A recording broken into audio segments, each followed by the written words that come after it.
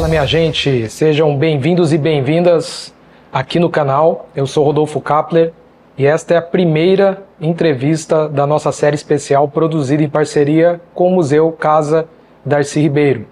Aproveito a oportunidade para estender os meus agradecimentos ao Júnior Perim, ao Pedro Dumont, ao Alexander, ao Luiz, ao Antônio e a toda a equipe do museu que com muito carinho e zelo tem cuidado de todas as filmagens e edições desta série.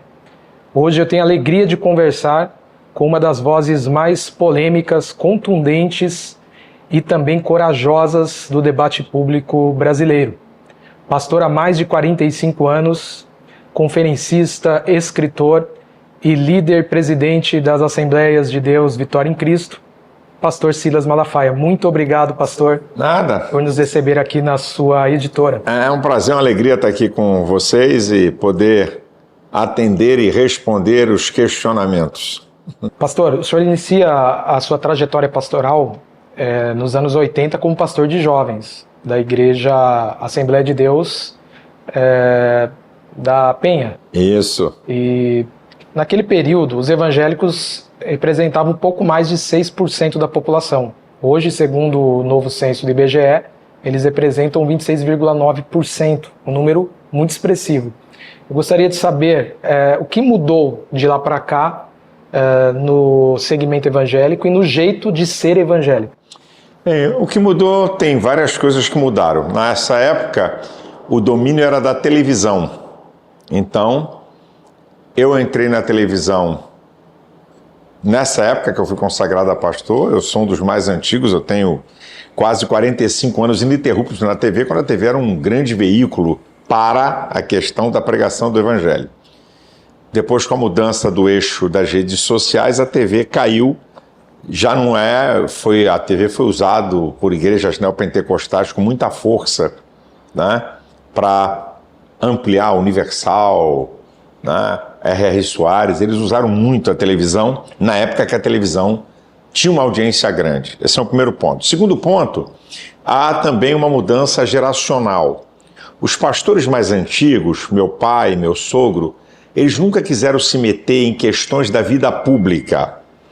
Eles vieram de uma escola que, por um lado, muito boa, mas, por outro, cometeu falhas. Muito boa porque eles espiritualizaram, levaram o povo a ter comunhão com Deus, a entregar sua vida a Deus, a reconhecer Deus como soberano. Mas, por outro lado, aniquilaram uma das coisas que a Bíblia, nem Cristo, aniquila, que é a cidadania terrena.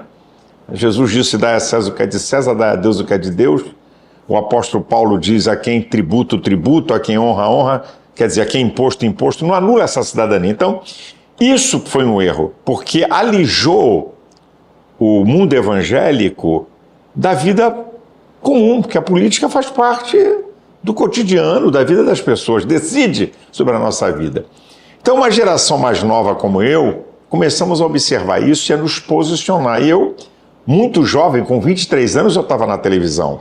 E eu comecei uma coisa inédita na televisão, me posicionar politicamente, na TV, numa época que era quase que pecado falar. Eu comecei a me posicionar e a questionar, certo? Já nessa época. Então a mudança nesse eixo todo é a consciência do mundo evangélico de que nós somos cidadãos de um país, temos o direito a votar e ser votado e a nos manifestar como os comunistas têm, como ateus têm, católicos ou qualquer outro segmento da sociedade. E o que mudou no jeito de ser evangélico? O que mudou no ser evangélico é que houve um advento das igrejas neopentecostais e elas se contextualizaram, porque a igreja, principalmente a Assembleia de Deus, que ainda é a maior igreja evangélica do país, era muito conservadora. Usos e costumes de roupa, sabe? Nós andávamos de terno na igreja para pregar, e hoje não, eu prego de tênis, calça jeans, como eu estou aqui, eu vou para a minha igreja. Então houve uma mudança de contextualização para a geração e a sociedade que é hoje. Ainda tem igrejas que conservam isso, né? Essas tradições, mas houve uma mudança muito grande, sabe? nesse modus de viver do evangélico. E também, uma outra coisa, isso eu tenho que ser honesto, quem trouxe isso, quem despertou isso na igreja evangélica foi a Universal, de que nós estamos aqui, podemos conquistar, não apenas o céu, mas conquistar nessa vida, sabe? Ter uma vida próspera, abençoada. A Universal, ela deu essa ênfase. E nós, como temos a Bíblia, somos uma igreja pautada na Bíblia, nos contextualizamos sem perder a essência bíblica, daquilo que a Bíblia me ensina, me mostra o que é isso, certo? Você prosperar na vida, não uma teologia louca que todo mundo vai ficar rico, e se você não é, porque você não tem fé, não isso, mas biblicamente falando. Então, essas foram mudanças que ocorreram no mundo evangélico. O senhor é considerado por muitos o pastor mais polêmico do Brasil. O senhor sempre foi contestador? Desde novo, eu sempre questionei, interessante, eu questionava os pastores, quando eu tinha a idade de 17, 18 anos, era assim, se a Bíblia é a verdade como é, então nós vamos na ciência descobrir as verdades da Bíblia. Por que a gente não debate homossexualismo? Deixa a Bíblia. Vamos debater o homossexualismo à luz da ciência e da sociologia. Vamos ver isso aí. Disco voador, ao tema. Onde é que a Bíblia fala sobre isso? Aborto, sem usar a Bíblia. Que é pecado? Não. Pô, já que a Bíblia é a palavra de Deus, e é um livro, o maior manual de comportamento humano do mundo, então nós podemos encontrar fora da Bíblia as verdades da Bíblia, se de fato é o livro de Deus. Eu comecei a ver isso, a questionar, e comecei a estudar. Tanto é que eu participei de várias audiências públicas no Congresso Nacional, debate sobre aborto, casamento gay, e eu nunca usei a Bíblia, nem levei uma Bíblia, nem abri uma página da Bíblia. Sempre discuti no campo sociológico e científico. Então, por quê? Porque se isso é uma verdade, então vamos mostrar essa verdade, saindo da Bíblia e partindo para cima deles no que a ciência diz. E eu sempre, como disse para você desde novo, fui polêmico. Eu inaugurei no mundo evangélico, quando eu tinha 23 anos de idade, já tem um tempinho isso, que hoje eu tenho 66, eu inaugurei com alguns pastores, uns 3 amigos, o debate na rádio evangélica, Rádio Boas Novas. O primeiro debate para debater temas da sociedade, primeiro debate, eu inaugurei isso na Rádio Boas Novas, e que a gente debatia tudo que era tipo de assunto. E hoje nós temos nas rádios evangélicas, aqui no Rio de Janeiro, as 2 grandes rádios evangélicas têm debate todo dia, debatendo temas tanto do nível da sociedade como temas bíblicos. Eu acho que eu contribuí para esse negócio. Quando vem a noite escura da alma, que é uma expressão do teólogo São João da Cruz, o que te mantém em pé? O que me mantém em pé é a graça de Deus. Eu sou um dependente da graça de Deus, do favor de Deus. Eu acredito que Deus fez um ser com potencialidades, mas também acredito que todo ser humano está limitado a tempo, espaço e circunstância.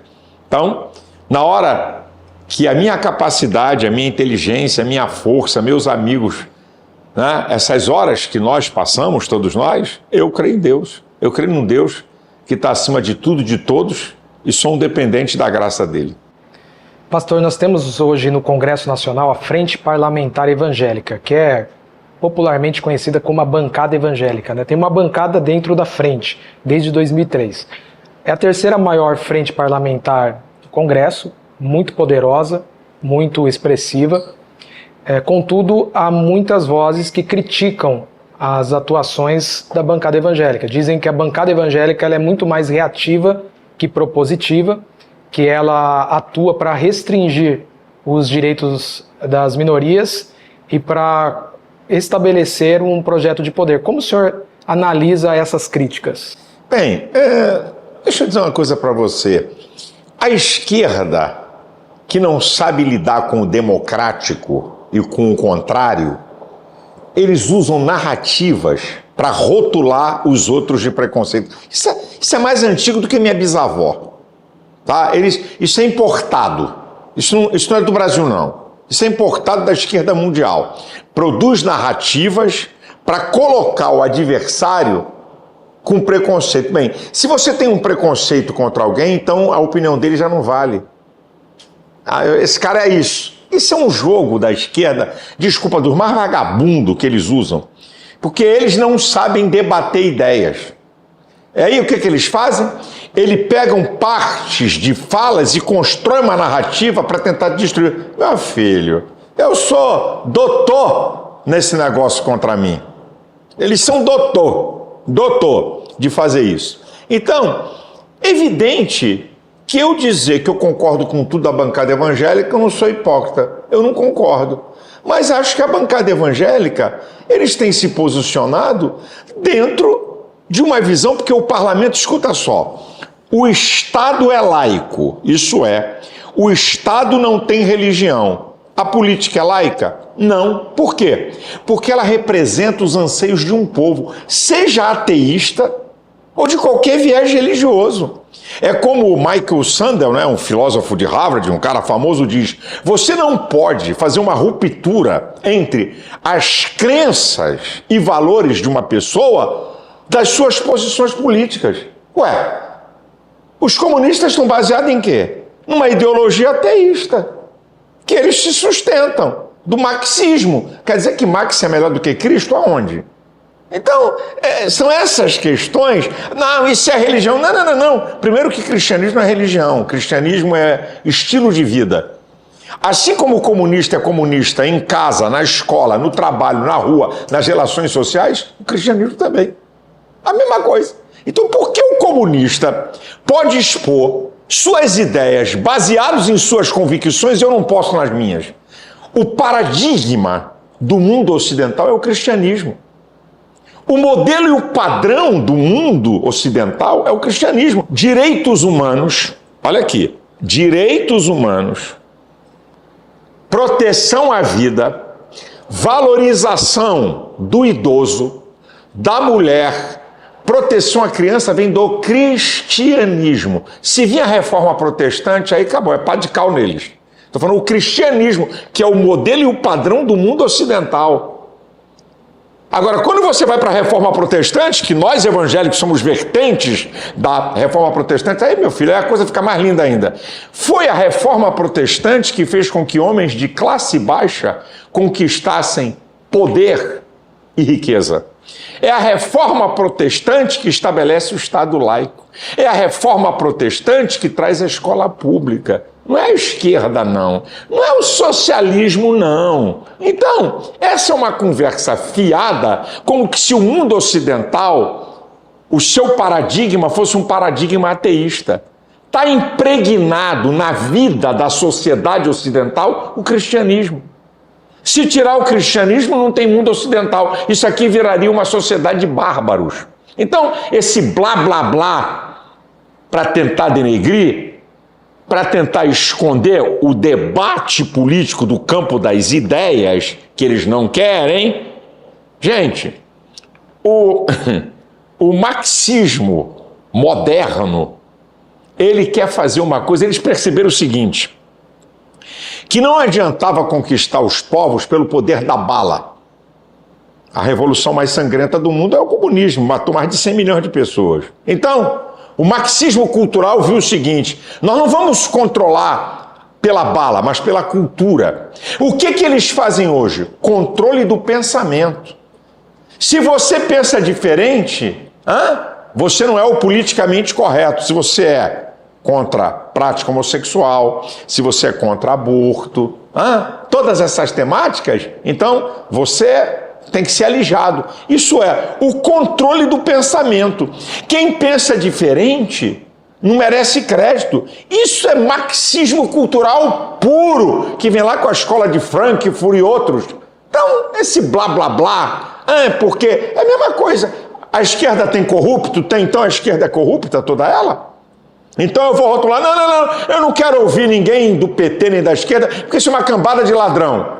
Seria justo eu dizer isso? Não. Por quê? Eu não posso botar todo mundo num balaio de gato, mesmo que grande parte, mesmo que lideranças da esquerda, mesmo que o PT Mesmo que Lula, no dizer do ministro Gilmar Mendes, governo de ladrões, no dizer do ministro Barroso, um dos maiores esquemas de corrupção do mundo, a Lava Jato mostrou, governo Lula e Dilma. Mesmo assim, eu não posso dizer, não, tudo que é petista é ladrão, toda a esquerda é de corrupto. Esse é o discurso? Então é o que eles tentam fazer com a gente. Alguns erros que tem, alguns posicionamentos de defesas de nossa ideologia, eles querem rotular isso. Mas você está vendo aí, ó, o líder do PL, do maior partido, né, de oposição, o maior partido do Congresso, que é o Sóstenes, membro da minha igreja. Olha os posicionamentos desse cara. Não tem a ver com religião, tem a ver com o cotidiano da vida política do Brasil.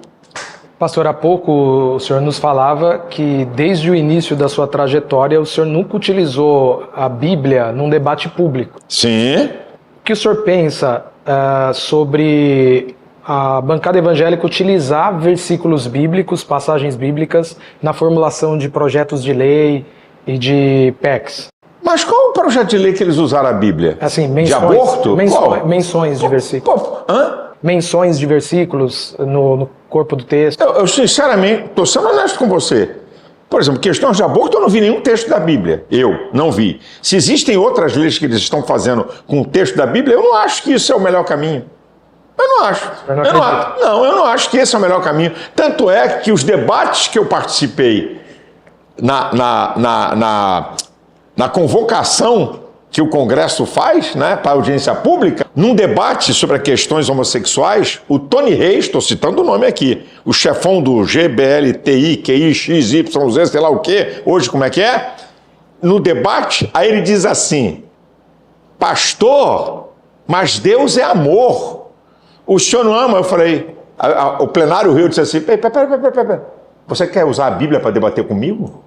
Quando a ficha dele caiu, eu falei, você quer debater isso comigo ou quer ficar na sociologia ou na psicologia? Porque na Bíblia não vai dar nem para começo, cara. Aí ele riu, que ele viu que ele, como diz, dei um mole e a plateia toda caiu na gargalhada. Tá aí gravado, tá lá nos anais da Câmara. Como é que é? Quer dizer, ele querendo usar a Bíblia para me pressionar. E eu dizendo, você quer debater homossexualismo com a Bíblia? Comigo? Não vai dar nem para saída, meu compadre.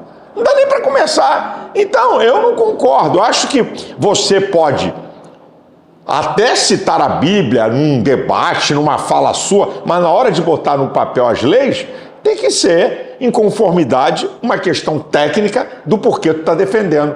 Por exemplo, eu jamais vou defender aborto usando Bíblia. Se usa a ciência. O ser que está no corpo da mulher, aquele pequeno bebê, é um agente ativo e não passivo na gestação. Isso é uma das maiores provas. Ele não é prolongamento do corpo da mulher, ele que decide em última instância a hora de sair. Se não tivesse protegido por aquela bolsa, ele era expulso como corpo estranho. Qual é a prova que um pequeno bebê no útero da mulher não é prolongamento do corpo dela? O óvulo fecundado de um casal negro no útero de uma branca nasce um negro. O óvulo fecundado de um casal branco no útero de uma negra nasce um branco. Como é que é o prolongamento do corpo dela? É um ser independente em simbiose, esperando a hora certa de cair fora. Qual é a diferença entre o óvulo fecundado, eu e você? Tempo e nutrição. É a biologia, a área da ciência, que define onde começa a vida. Não é medicina, não. A vida começa na concepção e é um ato intra e extrauterino até a morte. Isso aqui é biologia, isso aqui é ciência. Não é abrir a Bíblia? Se tem versículo da Bíblia para você, eu estou só mostrando para você como é que tem que ser o debate. E é o que eu faço e fiz lá. Os evangélicos não cresceram tanto quanto se esperava, segundo o novo censo do IBGE. Não passou... Blá, blá, blá, blá, blá, blá, blá, blá, blá. De 30%. Blá, blá, blá, blá, blá, blá, blá. Vamos lá. Quem é que falou... Deixa eu te interromper para dizer. Quem é que falou que os evangélicos iam crescer mais de 30%? Um estatístico aposentado do IBGE. José Eustáquio Dinizão. Não foi o IBGE. E outra, essa é uma maneira, cara... É uma projeção, de denegrir o crescimento. Pelo amor do Senhor Jesus. E outra, o IBGE não botou na conta dos evangélicos desigrejados. Não está nessa conta, que eles nem sabem. Hoje tem... É a segunda maior denominação, se fosse uma denominação. Então você, cadê eles? Onde é que estão no IBGE? Não estão. E outra, com todo respeito, esse cara, que é o diretor do IBGE, questionado pela própria esquerda, um esquerdopata de carteirinha, que quer manipular o IBGE, que tem briga lá dentro por causa disso, eu vou acreditar em censo dele? Então o senhor não acredita nesses dados? Eu vou te dar aqui uma coisa. De 2000, não vou exagerar, tá? Da pandemia para cá, vai ficar melhor. 2020.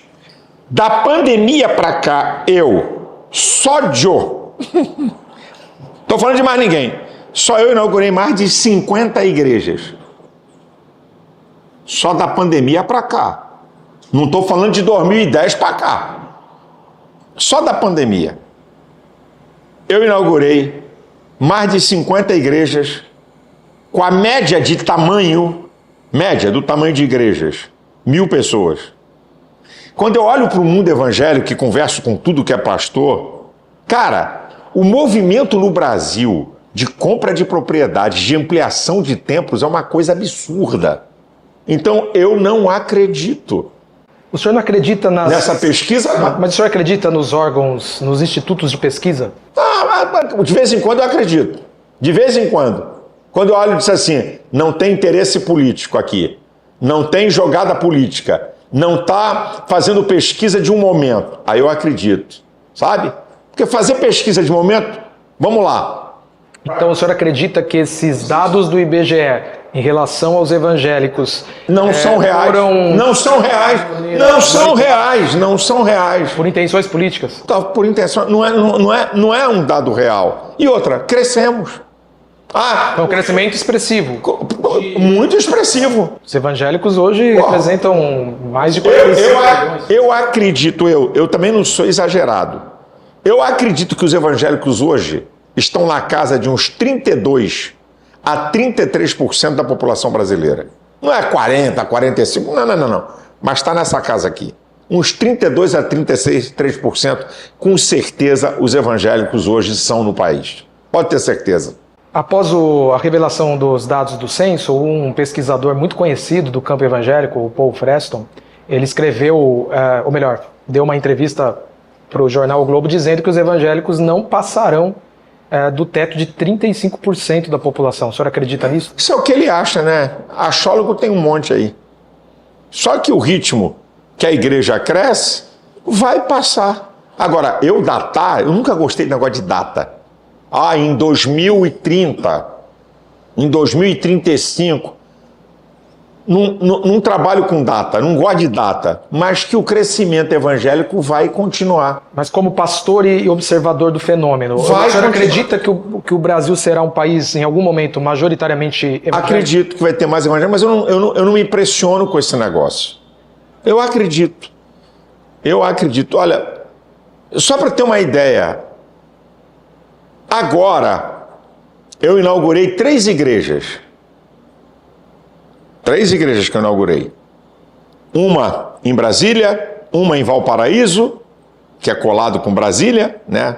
É Goiás, mas é perto, e uma em Vitória de Santo Antão, Pernambuco.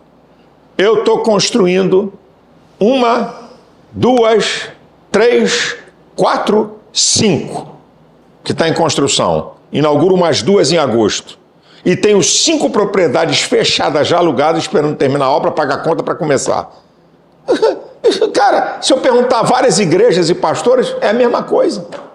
Então, dizer que o evangelho não vai crescer, ele pode dar o piruada que ele quiser. Entre o que ele fala e a realidade, a diferença dá nada. Gostaria de voltar um pouquinho nos chamados desigrejados. Alguns pesquisadores do campo da ciência e da religião estão desenvolvendo alguns textos dizendo que a razão de pessoas saírem das igrejas evangélicas e se tornarem desigrejadas é porque há uma espécie de fenômeno Malafaia. Então eles defendem que por conta do apoio que o senhor deu ao ex-presidente Jair Messias Bolsonaro e pelo apoio, por causa do apoio de outros líderes evangélicos a candidatura dele, muita gente se frustrou e saiu da igreja. Então, para poder derrubar essa falácia, bem, se há um fator malafaia de botar gente para fora da igreja, significa que a minha igreja seria mais prejudicada. Vamos ter coerência e o óbvio. Eu acabei de falar para você e provar o crescimento da minha igreja. Bem, quando eu assumi essa igreja em 2010, essa igreja possuía 20 mil membros. Quando eu assumi. Ok? 2010. Nós estamos em 2025 e nós somos mais de 300 mil membros. Ué, da pandemia para cá, eu inaugurei mais de 50 igrejas. Era para fechar a igreja, ou então diminuir frequência. Ou era para fechar ou diminuir frequência. Então isso é falácia. Essa é uma falácia das maiores, dita por um líder evangélico, tá? Que ganhou o relógio de ouro de Pablo Marçal e que não foi macho e que saiu da igreja dele, e esse cara não foi macho de abrir a boca e denunciar seu Pablo Marçal. Tô aqui botando assim, ó, o dedinho na ferida. Então, esse cara que andou com essa falácia, e vários repetiram. Não vou dar nome.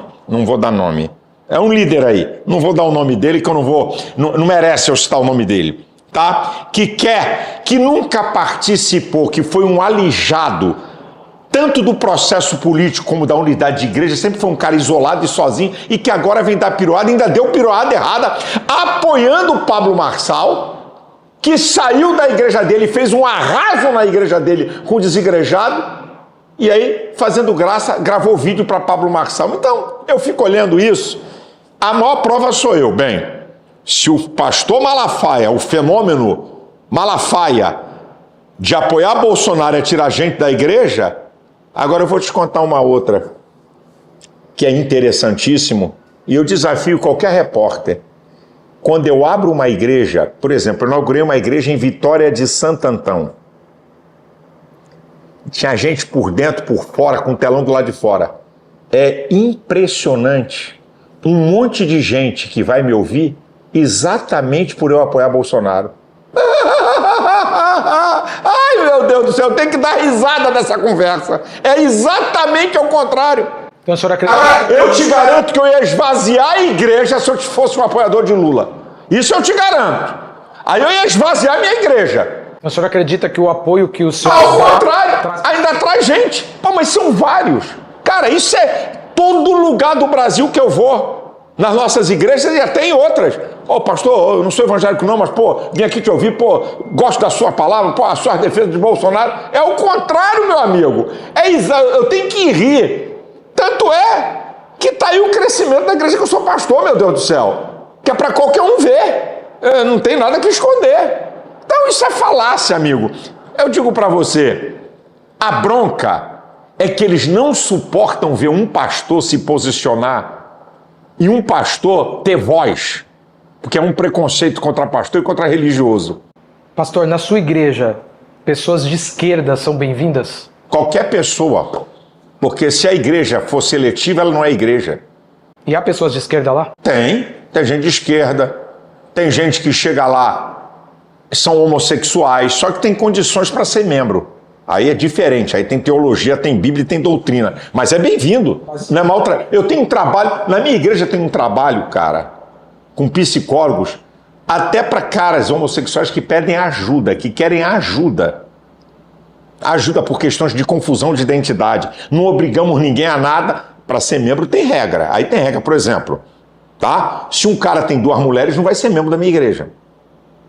Porque ele vai contra princípios doutrinários. Se um cara vive na prática homossexual, não vai ser membro da minha igreja. Se um cara viver na prática da prostituição, não vai ser membro da minha igreja. Porque isso são regras. E se o cara dizer assim, olha, eu voto no PT, eu posso ser membro da sua igreja? Claro, qual o problema? Isso aí não é impedimento, não tem na Bíblia. Cuidado com a ideologia política.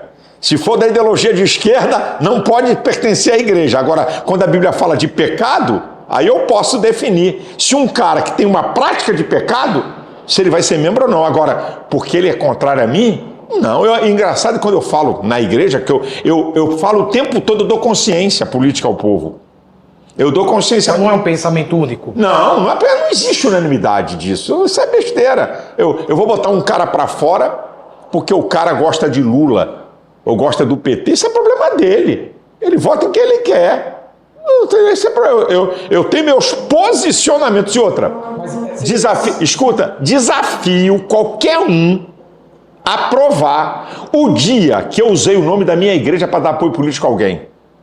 Nunca usei o nome da minha igreja. Quem apoia sou eu. A sua igreja nunca apoiou ninguém? Não apoiou ninguém, porque a igreja é um organismo acima disso, é o corpo de Cristo. Igreja não apoia direita nem esquerda. Igreja não apoia Lula nem Bolsonaro. Quem apoia sou eu. Mas o senhor já levou o presidente Bolsonaro... Já levei Edésio. Eleição. Já levei o líder do PT. Já foi na minha igreja quando era senador. Mas não é uma maneira de apoiar? Não. É uma maneira... A igreja está aberta. Se o Lula quiser ir na minha igreja, eu oro por ele. É só ele chegar. O senhor oraria pelo Lula? Qualquer um. Eu fui orar por Dilma, que me convidou, e metia o cacete em Dilma. Aí falou, Dilma quer falar contigo. Tá bom, eu vou. O senhor atende? Atendo, eu sou pastor, rapaz. Eu não tenho... Existe uma diferença. Aqui é meus posicionamentos políticos. Aqui sou eu como pastor. Eu como pastor não posso fazer acepção para atender ninguém. Não posso fazer. Então eu não sou pastor. Se amanhã na minha igreja for qualquer um da esquerda, vai chegar aqui o governador da esquerda falando tal, pode chegar. Chega aqui em cima. Está aqui o governador, todo mundo sabe que ele é de um partido que eu sou contrário, mas nós vamos abençoá-lo. Cara, isso é o óbvio. Isso é o óbvio. Eu botei no púlpito Lindenberg. Lindenberg, meu amigo, sabendo que ele era da esquerda, mas sempre tivemos bom papo, boa conversa. Eu levei Lindenberg. Era candidato a senador. Eu levei ele, tá aqui, o Lindenberg, aqui do PT, e já desci a ripa no PT. E daí? Qual é o problema? Nenhum. Eu não posso. Eu brinco na igreja assim, não tem anjo nomeado pelo pastor para fiscalizar o teu voto na boca do urno e dedurar você. O voto é seu. O senhor é contrário a essas práticas, se elas existem? Claro! Rapaz, o povo hoje não é burro. Pastor que diz, tem que votar em fulano. O cara lá no banco diz assim, eu não voto. Isso é a maior ignorância, um líder evangélico achar que vai impor ao povo o voto em alguém. Por isso que eu passo 4 anos dando consciência política ao povo da minha igreja, ok? Para não serem enganados e não serem massa de manobra. Então, eu dou consciência política a eles, mostro os lados, o que cada um defende, os princípios que nós cremos. Eu mostro ao povo agora, você que decide, você quer votar em quem? O problema é seu. Se eu chegar na minha e dizer, vocês têm que votar em fulano. Se tinha uma metade que ia votar, não vota mais. Só pela minha arrogância. Meu filho, eu tenho muita percepção de povo e jamais vou entrar nessa que eu não sou trouxa. Pastor, o canal do Instituto Conhecimento Liberta, ICL, fez um documentário, publicou um documentário em 4 episódios. Esses bandidos? Sim, em maio deste ano, no qual eles te acusam de enriquecimento ilícito. O que o senhor tem a dizer sobre essas acusações? Primeiro que esse canal é um canal de esquerdopatas bandidos, canalhas e mentirosos. Estou na justiça, daqui a um tempo eles vão ser notificados. Eu fiz um vídeo de 26 minutos com 11, mentira 1, mentira 2, mentira 3, mentira até 11, quebrando eles. Então vamos lá. Eu pergunto para você que está me entrevistando, mas você pode responder. Me diz nesse país qual o político, qual o líder religioso, qual o empresário que já mostrou imposto de renda? Você conhece alguém? Não, né? Mas Silas Malafaia é assim. Por quê? O imposto de renda é a coisa mais sigilosa de um cidadão.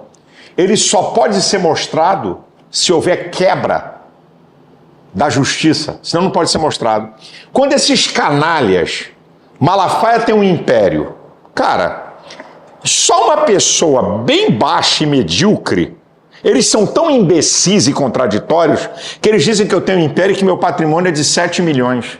Você já viu alguém ter império com patrimônio de 7 milhões de reais? Isso é império? Pô, bicho, pelo amor de Deus, vamos coerente. Então, eu tenho, e eu esculhambo, eu mostrei meu imposto de renda. Eu não era pastor da igreja, Eu passei a ser pastor em 2010. Mostrei meu imposto de renda de 2005, 6 e 7 do meu patrimônio nessa época. O que eu tinha de patrimônio. A minha casa que eu comprei em 2007, que eu moro nela até hoje, que eu comprei por 800 mil, que está na declaração do imposto de renda, deve valer hoje uns 4,5. Mostrei os apartamentos, 3 apartamentos que eu comprei, que meus filhos moravam, porque um já comprou o apartamento dele. E mostrei que meu patrimônio, antes de ser pastor, com o patrimônio de hoje não mudou nada. Eu vendo um apartamento na América declarado na declaração de bens e ativos do Banco Central, que eu comprei financiado em 30 anos.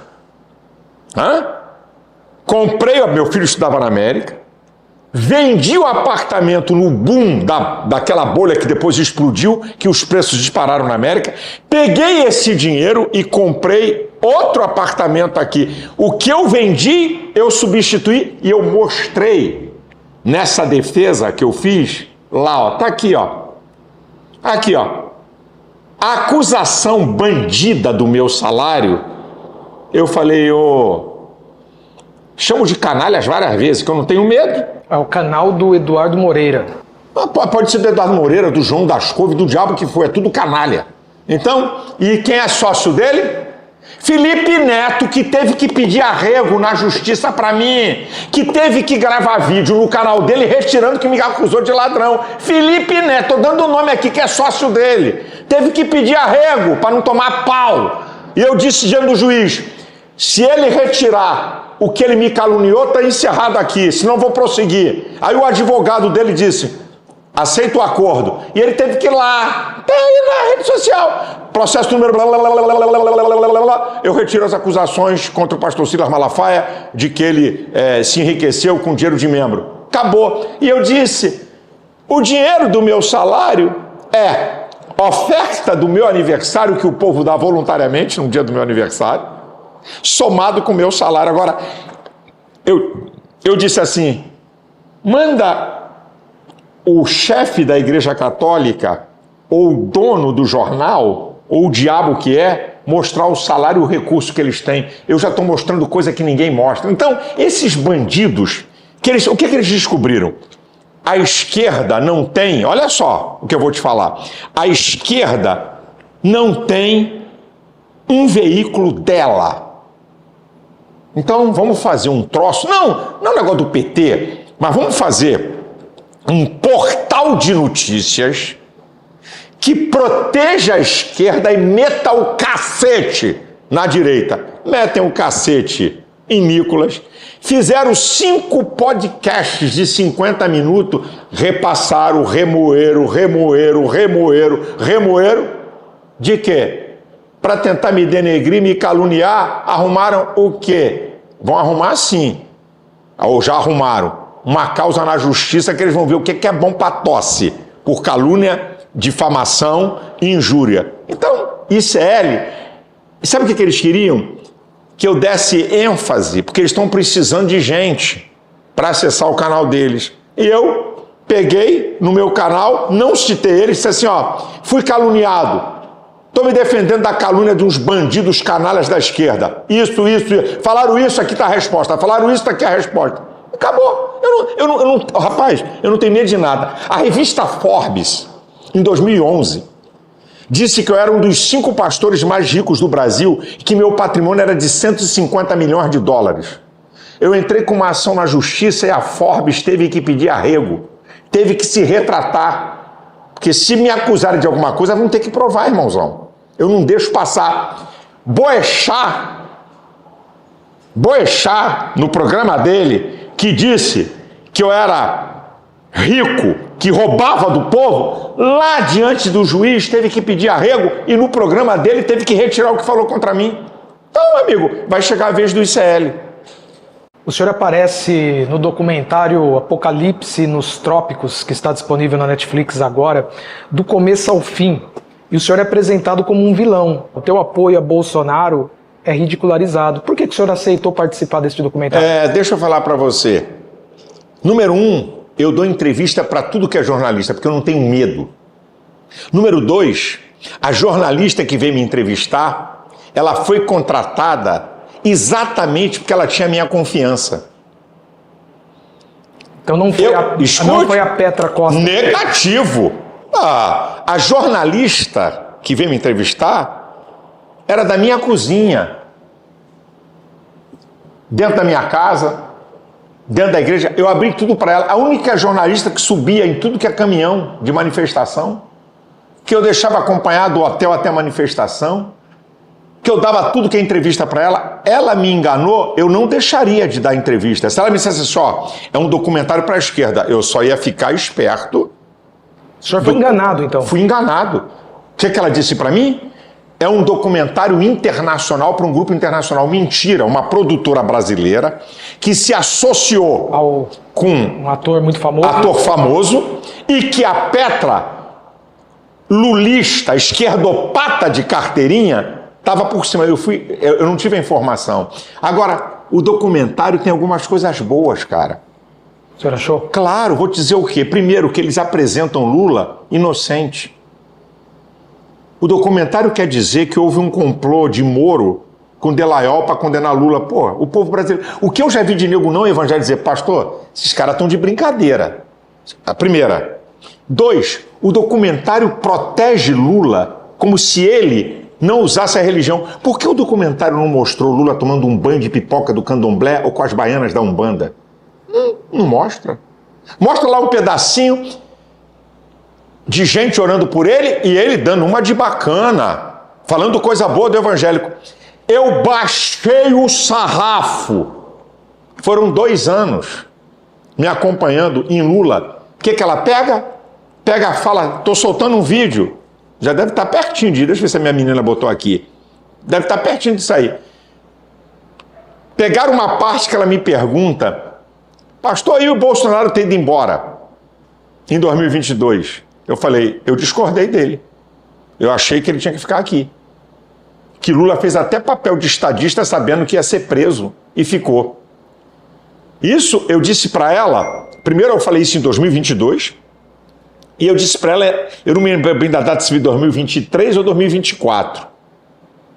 Mas quando eu falei isso em 2022 e repeti para ela, não havia ainda essa perseguição implacável de Alexandre de Moraes nessa armação de farsa de golpe. Depois Bolsonaro falou assim para mim, Malafaia, se eu não tivesse saído do Brasil, eu estava preso há muito tempo. Porque, veja, eu não mandei ninguém para a porta de quartel, eu não mandei ninguém quebrar Brasília e os caras me botaram como violento, atentado contra o Estado Democrático de Direito. Aí eu disse, bem, hoje você tem razão, parando para pensar, se você tivesse ficado aqui, tu teria sido preso mesmo. E outra, Lula, o cara quando sabe que também é culpado, porque ele foi condenado em todas as instâncias por unanimidade de corrupção, ficou. Mas aí eu cito isso, ela pega isso... Está sendo replicado... Tá tudo, a esquerdalha, tanto é que eu tenho um videozinho que eu solto daqui, já para deitar e rolar em cima dele sobre isso. Então, eles pegam isso. Mas tem uma coisa boa também nesse vídeo. Aí querem dizer que Bolsonaro é um idiota, que a gente manipula, que nós evangélicos queremos fundar a República Evangélica. As nações mais democráticas do mundo são as que têm a matriz protestante, pelo amor de Deus. Onde é que alguém evangélico quer fundar a República Evangélica? Mas vou dizer qual é a coisa boa de tudo isso. É que eles me deram uma importância que eu não tenho. Me botaram como... escuta, não, me acha importante, mas não naquele nível. Esse é o homem que decide no mundo evangélico quem é que vai apoiar ou não. Isso é brincadeira, meu amigo. Mas isso é brincadeira. Eu ter esse poder todo sobre os evangélicos não tenho. Eu tenho uma certa influência? Tenho. Claro que tem. Agora, esse poder todo para decidir pelos evangélicos se vai apoiar A ou B, pô, então me deram uma relevância. E quem faz a leitura e quem vê, que você não peça isso para o povão, o cara que pensa, o que é que vai dizer? E alguns já disseram para mim que eu não tenho nem amizade. Pô, cara, tu é forte mesmo, hein, bicho? Porque, pô, pelo amor de Deus, esse documentário, você é o cara. Mesmo me denegrindo. Porque o ser humano faz várias leituras. Então o documentário é bandido para justificar os crimes de Lula, denegrir os evangélicos e a mim, porque eles têm medo da força dos evangélicos. Pastor, o senhor é uma das vozes mais contrárias à atuação do Supremo Tribunal Federal, especialmente de Alexandre de Moraes. O senhor não tem medo de sofrer represálias? Sem medo nenhum, pode vir do jeito que quiserem. O que nós não podemos entender e aceitar é que nós não estamos vivendo uma democracia, uma juristocracia. E sabe quem falou isso? O professor de Alexandre de Moraes, o último catedrático da USP, o maior constitucionalista do Brasil, o cara que botou para arrebentar em cima deles. Nós não estamos vendo uma democracia, é uma juristocracia, onde Alexandre de Moraes rasga a Constituição a seu bel prazer, prende quem quer a seu bel prazer. Alexandre de Moraes preside um inquérito imoral e ilegal das fake news e, a partir desse inquérito, ele estabelece o crime de opinião no Estado Democrático de Direito. Gente, isso é uma aberração monstruosa. Como pode haver o crime de opinião no Estado Democrático de Direito? Nós temos gente exilada por opinião. Se Eustáquio não estivesse aqui, preso. Alain, preso. Paulo Figueiredo, preso por opinião. Cara, isso é uma aberração, é uma afronta à Constituição e à liberdade do nosso país. Então, eu largo o aço e não tenho medo. O senhor critica o Alexandre de Moraes como ninguém. E por que nada acontece com o senhor? Ah, meu filho, você tem que fazer duas perguntas. Uma a Deus e outra a ele.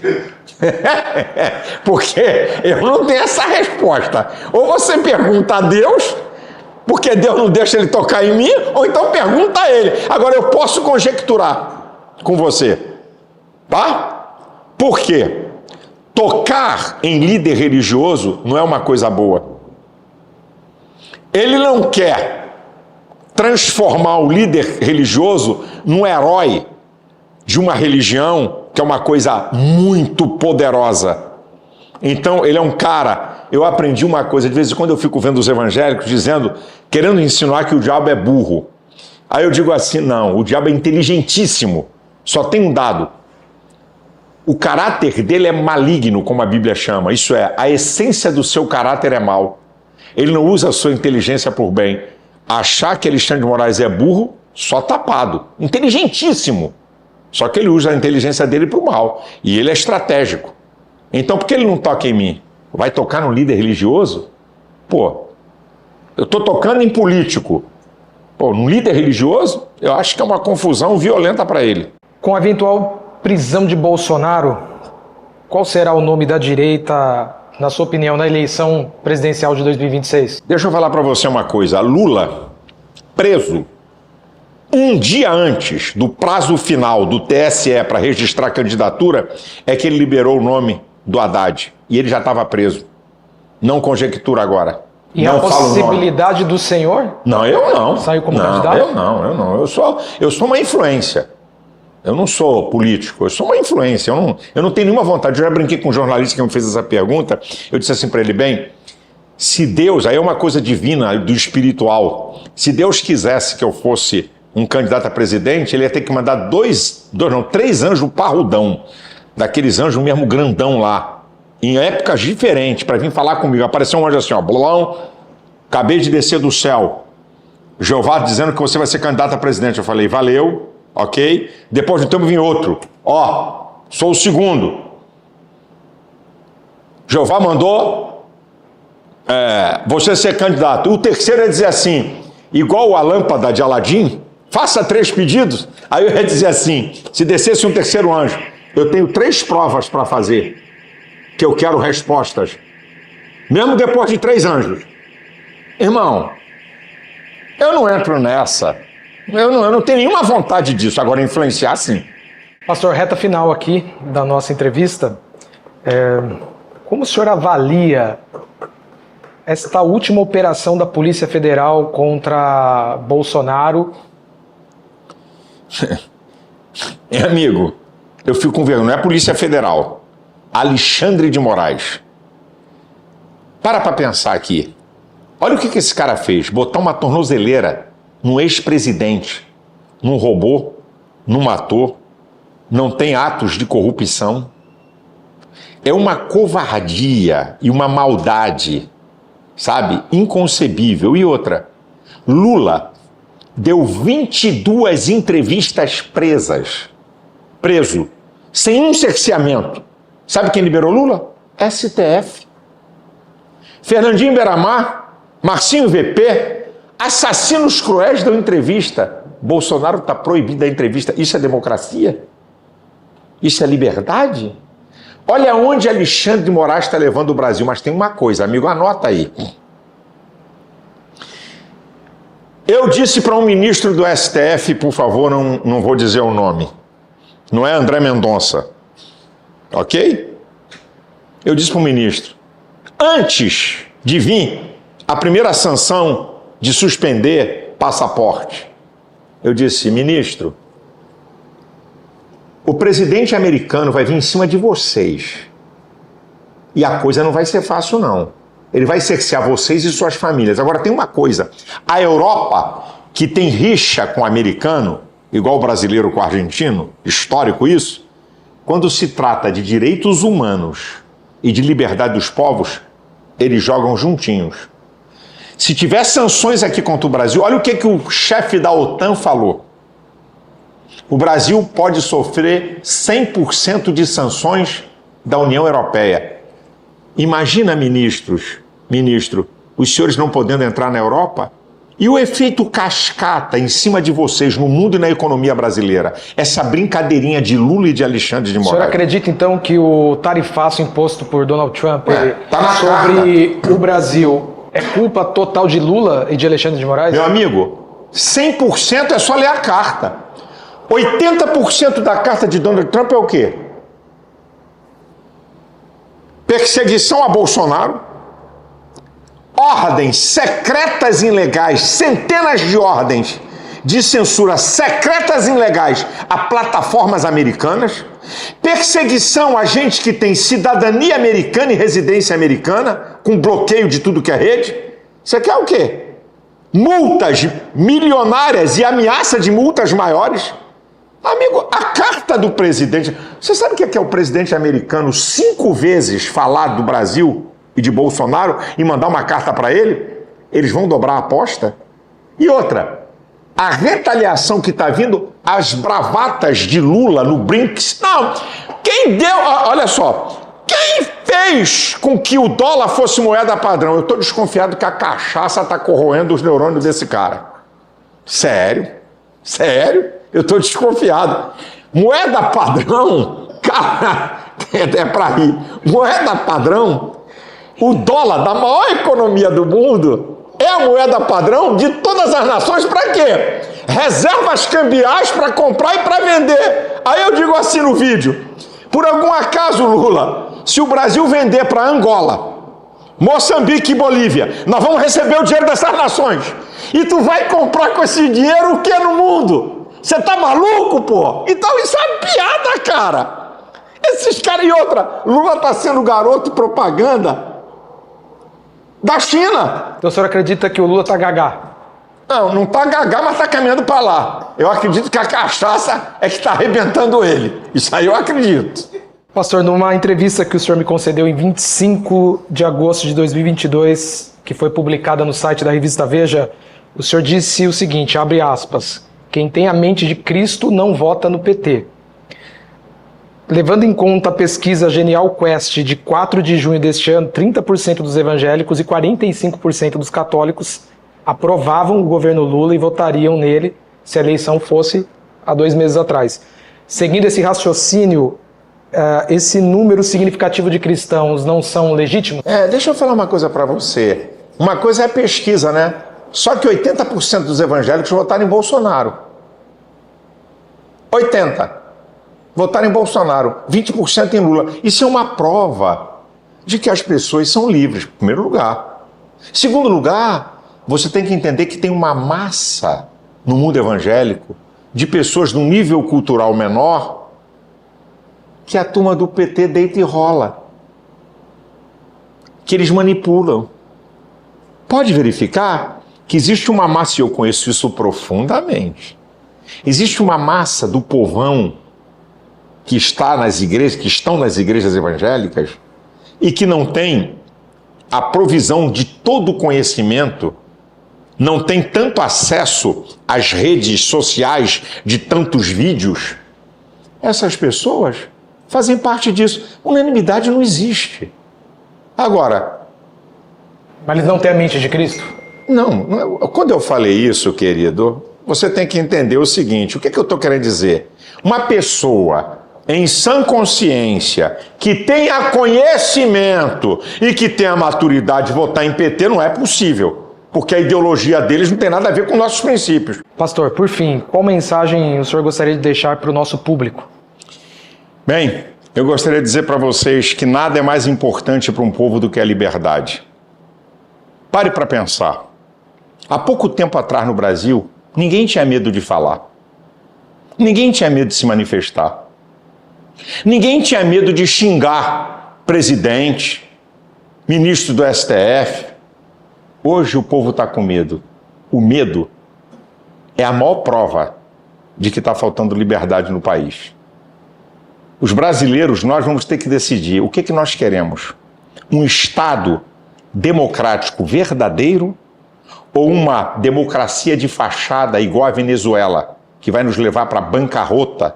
E o que o povo brasileiro tem que saber, que quando alguém quer ser tutor da democracia, esse é ditador. Sabe quem é o tutor da democracia? O povo. A democracia não tem tutores, não tem protetores, isso é a conversa fiada de quem quer usar a democracia para impor a sua vontade e calar o povo. O que fizeram agora, o que foi aprovado, mais uma usurpação do STF de atribuições do Congresso sobre redes sociais, é uma vergonha. Imagine que as redes sociais viraram tribunais. Eles é que têm que julgar. O STF terceirizou a justiça e a censura para as redes sociais. É isso que nós queremos para o Brasil? Então, não é questão de Bolsonaro ou de Lula. A questão é o que nós queremos para o futuro das nossas gerações. E eu chamo a atenção do povo brasileiro para duas coisas. Nunca será tão importante o voto de senador. Nunca. Vai ter uma importância máxima para poder botar o STF no lugar deles. Porque na República tem que haver um respeito dos poderes. E quando um poder interfere no outro, e quando um poder não respeita o outro, é porque a democracia está em perigo. Que o povo brasileiro acorde. Reaja, povo brasileiro, porque a coisa está feia e pode piorar. E o povo é o supremo poder. E quero dizer uma coisa, não tem Supremo Tribunal, não tem legislativo, não tem executivo, não tem religioso. Diante do povo e da vontade do povo, todos se dobram. Tirando Deus, só o povo brasileiro pode fazer uma intervenção para parar isso. E não estou falando de violência, não estou falando de quebra-quebra, não estou falando nada disso. Mas algo diz aqui, esta é a nossa vontade. Parem com isso. Deus abençoe a todos. Pastor, muito obrigado por nos receber aqui na sede da sua editora, com tanto carinho, com tanta educação e por atender o nosso convite. Vamos para frente. Para você que assistiu este vídeo até o final, fica o convite. Se inscreva no nosso canal, deixe um like, compartilhe o link com mais pessoas e ative o sininho para receber as notificações. E até a próxima entrevista desta série. Valeu, gente!